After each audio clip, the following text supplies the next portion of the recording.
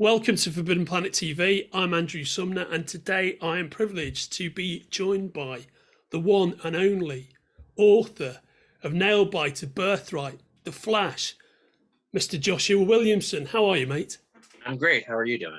Yeah, I'm really well, thanks. Good, good. Thanks for coming on because you're talking to me right now about something we're very excited about at Forbidden Planet, which is your new reign on Batman, starting with issue 118, which is going to be yourself and the amazing Jorge Molina. Yeah. What can you tell me about it, Josh? Well, we're going to be starting a brand new story arc. James had this big plan that he was laying out that was ending with the Fear State story. And when I was looking at what everyone was doing when I was coming out of the book, I didn't want to derail what was happening across the line, right? Like the back group lately has been this very cohesive unit, and they're telling a big story. And so I was talking to James Tinian about how his story was going to end. And I realized like Batman was going to be coming off of a huge win, right? Like he's going to defeat Scarecrow and he's going to save the city. Spoilers, I'm sure you know, like you could figure it out. But Batman wins. And I wanted to show what Gotham was like after something like that for a moment, right? Like Gotham has gone through hell the last few years. You look at like Joker War and everything, basically City of Bane, Joker War, and now Fear State. I wanted to show what the city does for one night when they realize they survived, and they basically party. And they're partying and they're celebrating surviving all of this stuff. And Batman won this one, right? Like he solved a case, he saved the day. And I wanted to show how Batman deals with that at first, right? Like how does he process the idea of a Gotham that's celebrating surviving for once, right? Like it's a happy Gotham for a night. And then he starts seeing how Gotham is treating him differently now because of that. And I wanted to show how does he deal with it? Like how does Batman actually deal with a win for once, right? Like does he go brood in the shadows, or does he allow himself to actually celebrate winning? With James's run, or I guess with the stuff I was doing, I really wanted to focus on Bruce for a bit. I think that we've had a lot of supporting characters in the book. We've had a lot of different pieces of different stories, a lot of new characters coming in. And we do have new characters coming in with the new characters called Abyss. And there's a couple other ones we haven't revealed yet that are going to get brought in. And there's like a secret villain we haven't revealed yet. They'll get revealed pretty soon on top of Abyss. Like there's a lot going on. We're bringing Batman Inc. back into the book as well. But all that being said, I really wanted to focus on Bruce's point of view. I really wanted to focus on what was going on with Batman and sort of him investigating a new case. So in the first issue, he finds out that Batman Inc. has actually been arrested for murder. And so he's going to go find out. And he thought that Batman Inc. had been disbanded. So the idea that they were still out there operating and that something happened where they killed somebody, he's like, I have to go find out what that is. And that takes him out of Gotham for a little bit. And he's able to go learn all this stuff and able to learn about Batman Inc., but also kind of allows him to sort of learn something new about himself. That sounds intriguing to me and very exciting.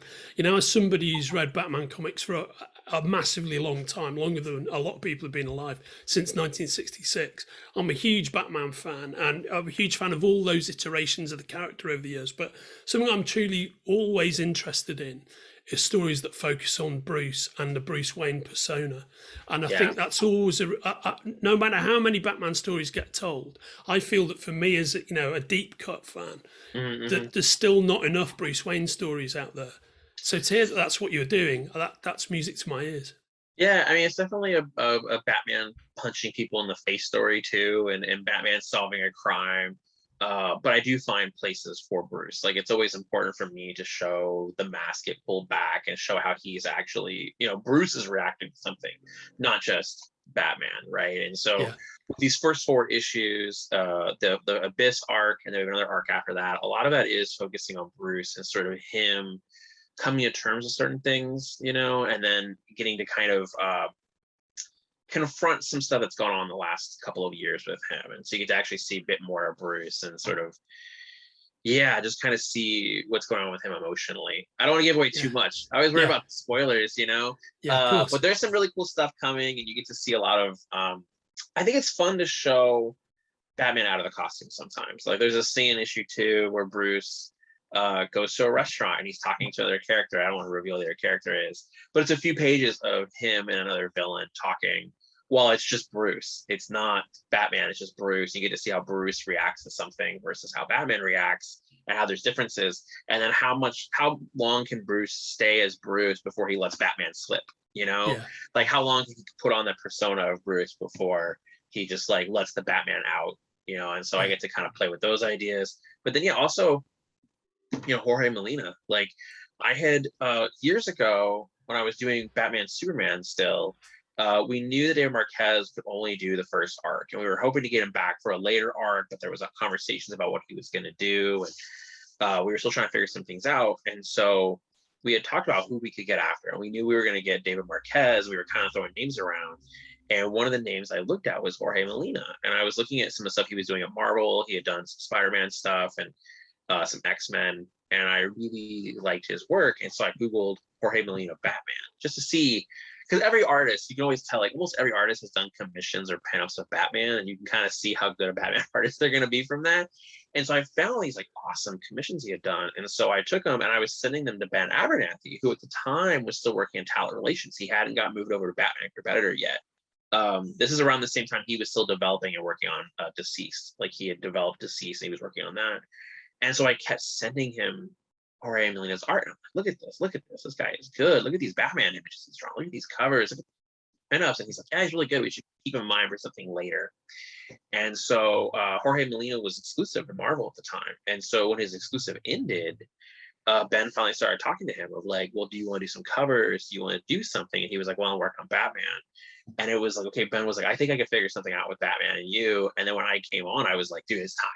Like, let me work with Jorge. And he was like, I think we can do that. And so we got Jorge in, and pages look amazing. Like the first issue is so cool looking. It's just beautiful. And we got Tamu is doing the colors on it, and he's always fabulous.